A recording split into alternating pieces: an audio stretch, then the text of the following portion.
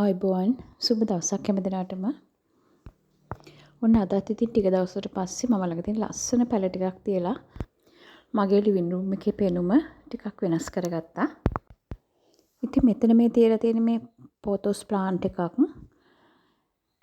ඒක ඇත්තටම මම අයිඩියා එකක් නැතුව තමයි හිටියේ. උනාට මේ විදිහට ඒක වැවෙනකොට පොඩි පෝල් එකක් හදලා ඒක වටේට එන චූටි ඉති වටේට යවුව. ඒකට ලස්සන ඇරේන්ජ්මන්ට් එකක් විදිහට ඒක ආවා. ඉතින් මට හිතුණා ඒක මෙතනින් ගෙනත් තියන්න ඕනි කියලා. ඒකෙන් ඇත්තටම ලස්සන පෙනුමක් ආවා මෙතෙන්ට. ඉතින් මේ තියෙන්නේ බර්කින් ප්ලාන්ට් එකක්. දැන් තමයි ඒකෙත් අර කොළ ලස්සනට හැදිලා කොළ වල අර ඉරි රටාව ඇවිල්ලා ලස්සනට හැදීගෙන එන්නේ. ඉතින් ඒකත් සාරට ලොකු අලංකාරයක් ගෙන දෙන ප්ලාන්ට් එකක් මේකත්. හැබැයි ඉතින් මේ විදිහට ලස්සන පැල තියන්න කලින් අපේ නිවස ලස්සන කරගෙන ඒ කියන්නේ අපි අනවශ්‍ය බඩු අයින් කරලා ලස්සනට අතු ගාලා මොක් කරලා ගොඩක් පිරිසිදු කරගෙන මේ විදිහට ලස්සන පැල ටිකක් තියාගත්තට පස්සේ හිතට පුදුමාකාර සැහැල්ලුවක් දැනෙනවා. තමන් ඉන්න වටපිටාව හැමතිස්සෙම පිරිසිදු ලස්සනට පිළිවෙලක් තියෙනකොට මානසික සහනයත් හරියට අපිට ලැබෙනවා. ඒක ගොඩක් අය දන්නව ඇති. ගොඩක් ගෙවල් වල ගොඩක් අම්මලා ඉතින් උත්සාහ කරන්නේ තමන්ගේ ගෙදර ලස්සනට තියාගන්න තමයි. අනික ඉතින් අපි මේ දේවල් කරනකොට අපේ දරුවෝනත් පොඩි කාලේ ඉඳන්ම හුරු වෙනවනේ අම්මලා කරන දේවල් වලට. ඉතින් ඊට පස්සේ මෙන්න මෙතනින් මම තියාගත්ත මේ වගේ ලොකු ඇග්ලොනිමා ප්ලාන්ට් එකක්.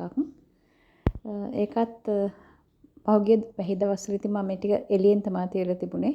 හොඳට වැස්සට අහුවෙලා ලස්සනට හැදිලා තිනවා. ඇත්තට මේ පැල අපි ගේ ඇතුලෙන් තිබ්බට අපිට මේව දිගටම තියාගෙන ඉන්න බෑ.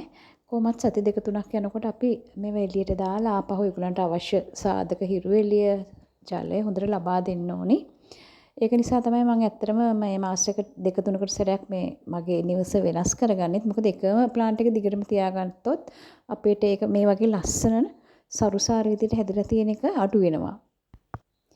මේ ප්ලාන්ට් ඇත්තටම ඩිරෙක්ට් සන්ලයිට් එක යට තියන්නේ නැහැ අපි. නමුත් මේවටත් යම්කිසි ප්‍රමාණයකට ආලෝකය ඕනේ. පෙරලෙන ආලෝකය ඕනේ. එතකොට තමයි මේ වගේ ලස්සනට වෙරිගේට් වෙලා හැදෙන්නේ. මේකට ගොඩක් හිරු එළිය අඩුවෙන් හම්බ වුණොත් මේක කොළ පාට වැඩි වෙනවා. ඒක නිසා ඉතින් අපි තද හිරු එළිය තියන්නෙත් නැතුව ගොඩක් තදට හෙවණ වැටෙන්නෙත් නැතුව අපි අවශ්‍ය ප්‍රමාණයට හිරු එළිය ලබා දෙන්න ඕනේ. ඒක ඉතින් ශාකයෙන් ශාකයට වෙනස් වෙනවා. ඉතින් අපි ළඟ තියෙන ශාක අපිට බෝ කරගන්න පුළුවන් එකම වර්ගයෙන් ප්ලාන්ට් දෙක තුනක් හදාගත්තට පස්සේ අපිට මාරුවෙන් මාරුවට නිවස ඇතුළේ ඒවා තියලා අපිට අපේ නිවස ලස්සන කරගන්න පුළුවන්. මෙතනත් මේ රැක් එක මම මේ වගේ පොඩි ප්ලාන්ට්ස් ටිකක් හදලා තියෙනවා. මේක නම් ඔයගලන්ට මතකත් ඇති මම ෆර්න්ස් ගැන වීඩියෝ එකක් කළා. එන්නේ ඒකෙදි මම හිතවගත්ත මේ පොට් එකක් තමයි මේක. බලන්න එක දැන් ලස්සනට හැදිලා තියෙනවා. මෙතනත් තියෙන මේ පින්ක් ප්‍රින්සස් පැලයකුයි වයිට් ප්‍රින්සස් පැලයකුයි විතර තමයි ලස්සන කරගත්තේ. ඉතින් මේවා හරිම ලස්සන. හරිම පහසුවෙන් හදා ගන්න පුළුවන් ශාක වර්ග. ඉතින් බලන්න ඒවෙන් නිවසේකට ලැබෙන අලංකාරය. ඉතින් මේ රැක් එක ළඟ මම මේ විදිහට තමයි arrange කරගත්තේ. ඉතින් මෙතනත් මම මේ හැමතිස්සෙම එකම ප්ලාන්ට් එක තියන්න නැතුව පොඩ්ඩක් වෙනස් කරලා පැල ටික තියාගන්නේ. ඉතින් මගේ සාලේ ඉඳන් වාඩි වුණාට පස්සේ මෙන්න මේ තව කෝණ එකක් තියෙනවා. එතනත් ඉතින් පැල ටිකක් තියලා පොඩියට හදාගත්තා. මොකද ෆර්නිෂ් එකක් වගේ මොකක් හරි තියනට වඩා මම නම් හැමතිස්සෙම ආසයි මේ වගේ පැල ටිකක් තියලා ලස්සන කරගන්න. ඉතින් මේ විදිහට තමයි එතන මේ වගේ ස්නේක් ප්ලාන්ට් එකක් තියලා එතන පැල කීපයක්ම තිබ්බා. මෙතන පොට් එකක් තියෙනවා ක්ලේ පොට් එකක්. ඒක උඩින් මේ වගේ තවත් ලස්සන ගහක් තියලා එතනත් මම ලස්සන කරගත්තා.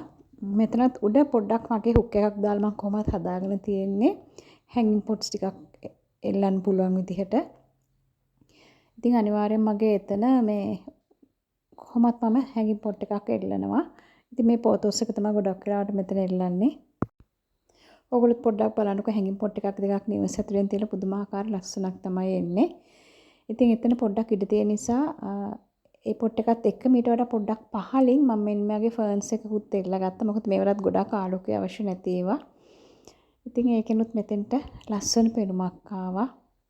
මෙන්න මේ වර්ගවල පැල අපිට නිතරම එළියට දාන්නෙම අවශ්‍ය නැහැ. මේවට ලොකු ආලෝකයක් අවශ්‍ය නැහැ. මේවා සාමාන්‍යයෙන් තනි පාටකින් තනිකොළ පාටයක් තියෙන්නේ මේකේ. එතකොට මේ ලොකුවට අවුව වැටුන්නේ නැහැ කියලා මේවා පත්‍රවල පෙනුමේ වෙනසක් එන්නේ නැහැ. නමුත් දිගටම ඇතුලේ තියාගන්න බෑ. නමුත් අර ඉස්සර පෙන්නපු බර්කින් ඩිගාටම් වගේ ප්ලාන්ට් වලට සාපේක්ෂව මේවා ඊට වඩා ටික කාලයක් අපිට නිවස ඇතුළෙම තියාගන්න පුළුවන්. ඒකට මෙන්න මේ වගේ මම මේ පහලින් තියලා තියෙන ස්නේක් ප්ලාන්ට් එක මෙන්න මේ වගේ වරන් අපිට මාසයක් දෙකක් වුණත් නිවස ඇතුලේ තියන්න පුළුවන් වතුර දාන්න නැතුව මුකුත් වෙන්නේ නැහැ. මේව ගොඩ කාලයක් අපිට වතුර දාන්න නැතුව තියාගන්න පුළුවන් ප්ලාන්ට් එකක් තමයි මේ ස්නේක් ප්ලාන්ට් වර්ග. ඉතින් අපිට ඒ වගේ ප්ලාන්ට් දෙක තුනක් තියාගන්න පුළුවන් නම් අනිත් එක ඒවෙන් ගොඩක් වෙලාවට රාත්‍රී කාලෙත් ඔක්සිජන් පිටවන ශාක නිසා අපේ පරිසරයට හිතකර ශාක.